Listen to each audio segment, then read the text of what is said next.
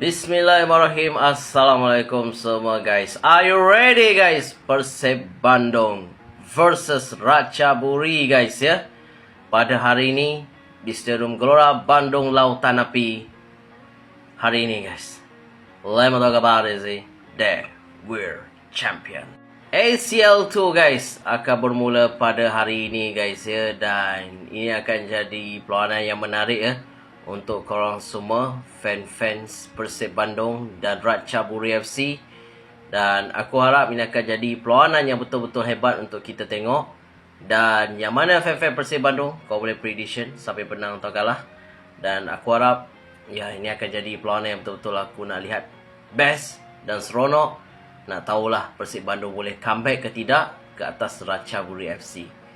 Itu sajalah video kita kali ini. Prediction tau, siapa menang atau kalah. Assalamualaikum.